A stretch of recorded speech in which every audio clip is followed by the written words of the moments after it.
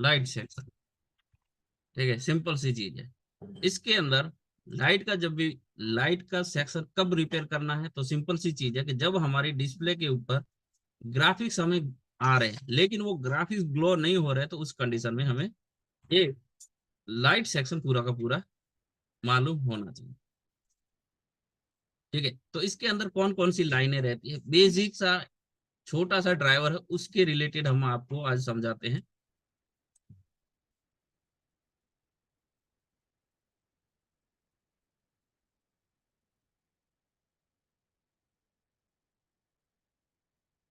6 leg वाला normal सा, ठीक है, जिसके अंदर हमारा काउंटिंग 1 2 3 4 लेग, 5 वाले, और ये छठा लेग।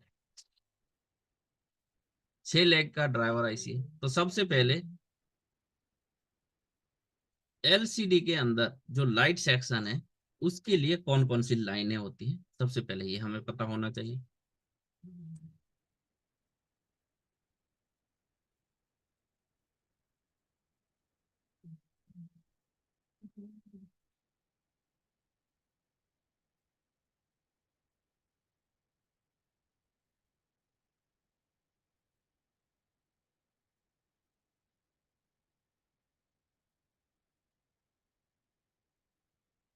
एलसीडी है ना।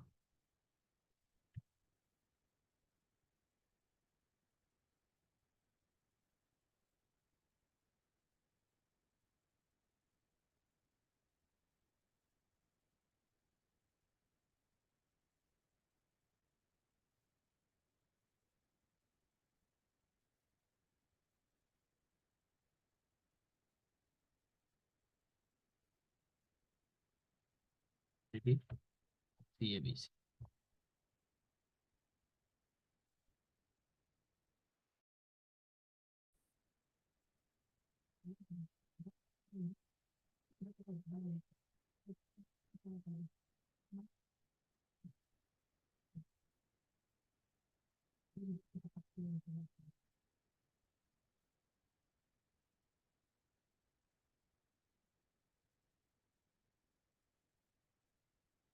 एलसीडी कैथोड, ठीक है।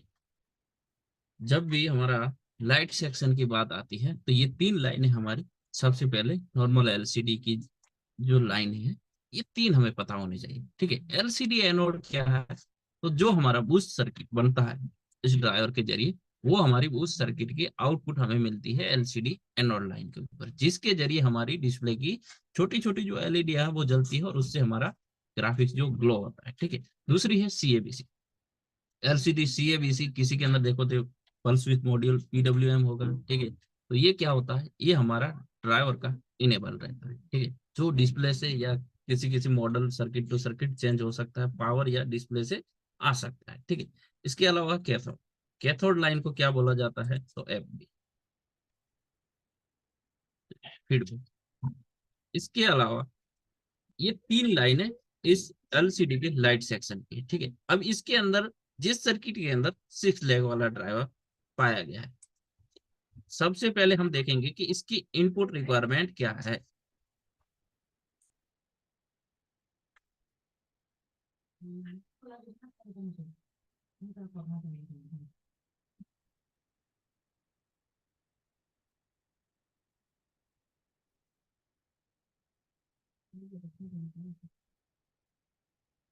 वीपीएच इसका इनपुट रिक्वायरमेंट रहता है। ठीक है,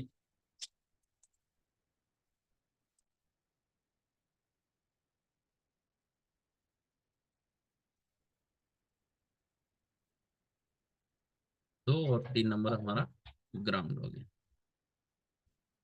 ठीक है, अब ये इसकी इनपुट रिक्वायरमेंट है और ये सीएबी से इस ड्राइवर का इनेबल। ठीक है, ये फीडबैक है, ये आउटपुट है। तो इसके अंदर कौन कौन से कंपोनेंट रहते हैं। ठीक है, तो किसी किसी मॉडल के अंदर देखेंगे तो सीरीज कैथोड में भी लाइन के अंदर भी कुछ रजिस्टर रहते हैं, और हमारी जो एलसीडी एनोड की लाइन है इसके अंदर भी सीरीज कंपोनेंट रहते हैं। ठीक है, जो 0 ohms के रजिस्टर हो सकते हैं या फ्यूजिबल इंडक्टर हो सकते हैं। ठीक है, दूसरी, यहाँ पे बूस्ट सर्किट जब भी बनता है तो उसके लिए क्या क्या रिक्वायरमेंट रहती है, तो सबसे पहले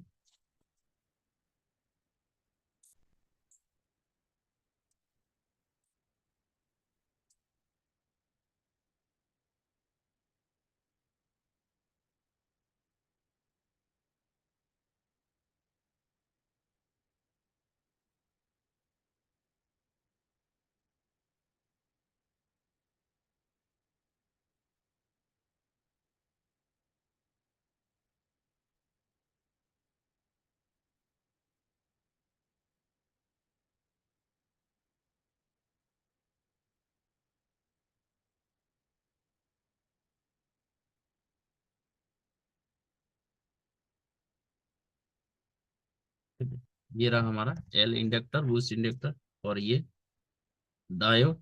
ठीक है, इसके अलावा यहाँ पे देखेंगे तो कुछ इस लाइन के और कंपोनेंट रहते हैं एनोड की लाइन के अंदर।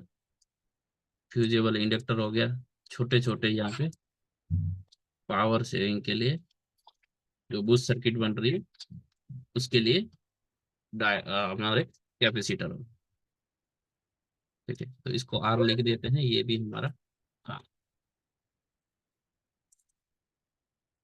सी सी।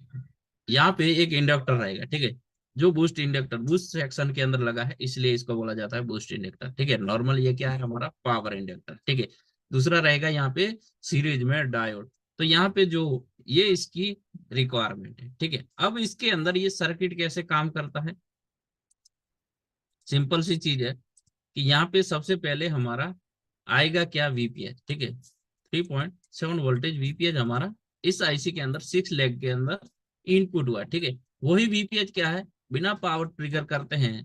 ठीक है, उससे पहले यही वीपीएच क्या है कि इस आईसी से घूम के यहाँ पे ये स्विचिंग लाइन के साथ कनेक्ट हो जाता है। ठीक है, ये होती है इसकी इन लाइन। ठीक है, ये एफबी लाइन। ठीक है, एक एनसीबी रहता है।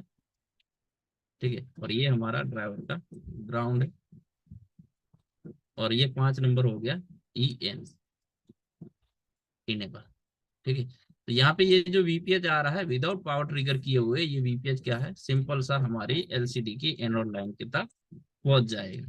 ठीक है, तो ये बैटरी कनेक्ट करते ही यहाँ तक ये चीजें पहुंच गई। अब जैसे ही हमने एलसीडी कनेक्ट किया, एलसीडी कनेक्ट करने के बाद आपने पावर ट्रिगर किया, सेट ऑन हुआ। ठीक है, सेट जैसे ही ऑन होता है तो हमारा क्या है कि एलसीडी से एक सीएबीसी की वोल्टेज जाती है, जो किसके लिए, इस ड्राइवर के इनेबल के लिए। ठीक है, ये ड्राइवर इनेबल होके क्या करेगा, स्विचिंग करेगा। ठीक है, स्विचिंग करके क्या करेगा, ये बूस्ट वोल्टेज को जनरेट करेगा। ठीक है, जैसे इसको 1.8 मिलेगा तो उसके अकॉर्डिंग यहाँ से 14 वोल्टेज से लेके 30 वोल्टेज तक देखने को हमें मिलती है एलसीडी एनोड की लाइन के ऊपर। ठीक है, अब यहाँ पे जो स्विचिंग हो रही है, वोल्टेज बन रही है, वो बन के यहाँ से होके यहाँ तक आएगी, और वो लाइन फिर जैसे इस एलसीडी की जितनी रिक्वायरमेंट है उसके अकॉर्डिंग ये यहाँ तक चली जाएगी एलसीडी के ऊपर। ठीक है, जब एलसीडी के ऊपर चली जाएगी तो एलसीडी के अंदर क्या रहती है, छोटी छोटी एलईडियां रहती है। तो सिंपल सा मैं यहाँ पे बता देता हूँ, ये हमारा ये एलसी एलईडी है। ठीक है, छोटा सा बल्ब। अब इसका दूसरा सिरा एक एनोड के साथ कनेक्ट है और दूसरा किसके साथ रहेगा, कैथोड के साथ कनेक्ट। ठीक है, अब ये कैथोड के साथ जब कनेक्ट रहेगा तो ये क्या करेगा, ग्लो करेगा। ठीक है, ग्लो करेगा तो हमारा डिस्प्ले के ऊपर ग्राफिक्स ग्लो करने लगेगा। अब इसको कैसे पता ड्राइवर को कि मैंने जो स्विचिंग करके वोल्टेज दिया है वो उतना ही देना है या इससे ज्यादा वोल्टेज चाहिए। ठीक है, तो उसके लिए चाहिए हमारा फीडबैक, जो हमारी एलसीडी कैथोड की लाइन काम करती है। तो यहाँ पे हमारा 80 90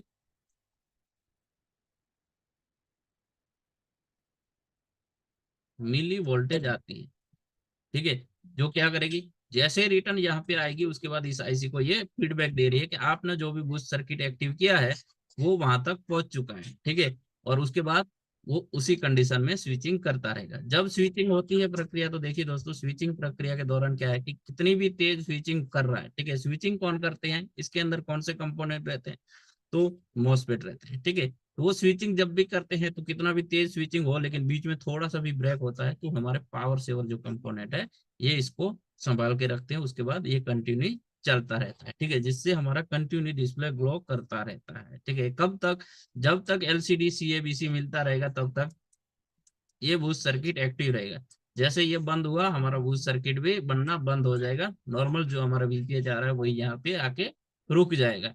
जैसे आपने पावर ट्रिगर किया, फिर से ये वोल्टेज यहाँ तक आई, फिर से इसने स्विचिंग स्टार्ट किया, और इसी कंडीशन में ये चलता रहता है जब तक ये इसको इनेबल मिलेगा तब तक। ठीक है, अब इसी चीज को अगर हमें स्केमेटिक के अंदर समझना है, ठीक है, तो देखिए सबसे पहले हमें इस बेसिक के अंदर हम देखते हैं तो कहाँ से पकड़ेंगे, या तो सीएबीसी की लाइन पकड़ लो या एलसीडी एनोड की लाइन पकड़ लो, तो सीधा क्या है स्केमेटिक के अंदर हम रीड कर सकते हैं उस चीज को। ठीक है, ऐसे ही नहीं पढ़ सकते क्योंकि यहाँ पे 34 पेज है इस स्केमेटिक के। तो यहाँ पे सिंपल सा है कि इसके जैक को अगर कॉपी करेंगे तो एलसीडी एनोड की लाइन वहीं से हमें आगे तक लेके जाएगी।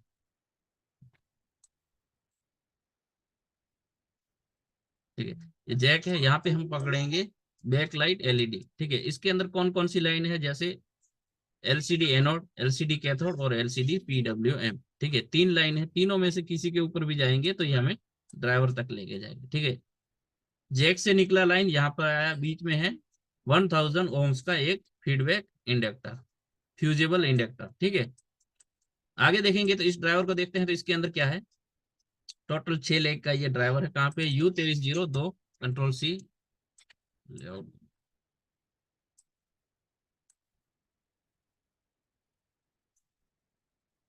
ठीक है, इसको हम हमारा बोर्ड समझते हैं। तो ये रहा, ये हमारा क्या है, 6 लेग वाला ड्राइवर।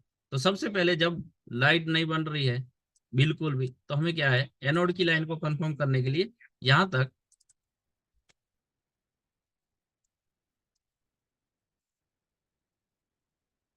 कहाँ पे पाया गया है, FB वाला, यहाँ पे। ठीक है, यहाँ तक हमारा VPH आउट हो रहा है या नहीं हो रहा है। ठीक है, जिससे हमें कंफर्म हो जाएगा कि हमारी एनोड लाइन और इनपुट में कोई दिक्कत है या नहीं। ठीक है, अगर नहीं मिल रहा है तो आगे हमें 2301 डायोड है, इसको देखना पड़ेगा। ठीक है, ये सीरीज वाला डायोड। इसके बाद आगे इसका कंपोनेंट है L2301। ठीक है, जो हमारा एक पावर इंडक्टर है, ये वाला। ठीक है, यहाँ तक आ रहा है या नहीं आ रहा है, अगर यहाँ तक नहीं आ रहा है तो फिर आगे हम चेक करेंगे यहाँ पे। ठीक है, 600 ओम्स का इंडक्टर है, कंट्रोल V। ठीक है, यहाँ तक हमारा VPH आना चाहिए। अगर यहाँ तक नहीं आ रहा है तो VPH बोर्ड में जहां जहां पे ट्रैवल कर रहा है, DC टू DC IC से निकल के कहीं से भी उठा के हम यहाँ तक पहुंचा सकते हैं उसको। ठीक है, अगर आ रहा है तो उसके बाद हमारा क्या कंडीशन बनता है कि हमारा VPH इन है, एनोड के ऊपर VPH मिल रहा है, तो नेक्स्ट हमें चेक करना चाहिए LCD कैथोड के अंदर कौन कौन से कंपोनेंट है। ठीक है, तो सबसे पहले यहाँ पे देखेंगे तो 23010।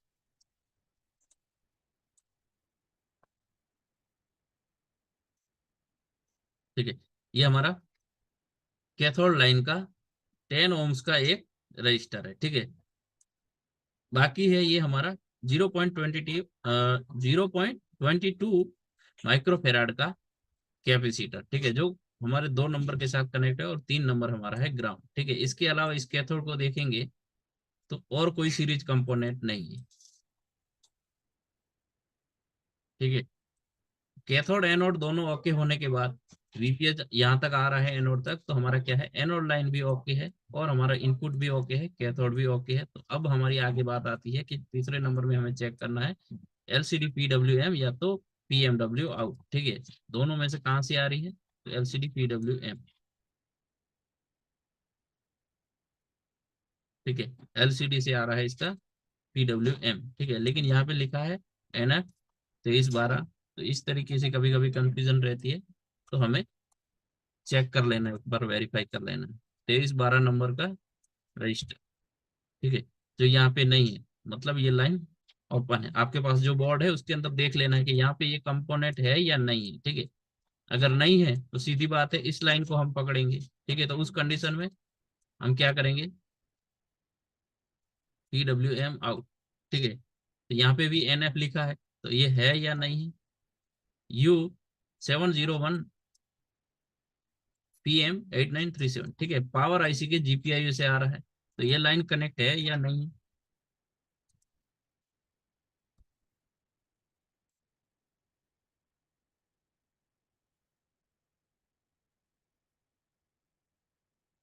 ठीक है, ये कंपोनेंट यहाँ पे मौजूद है।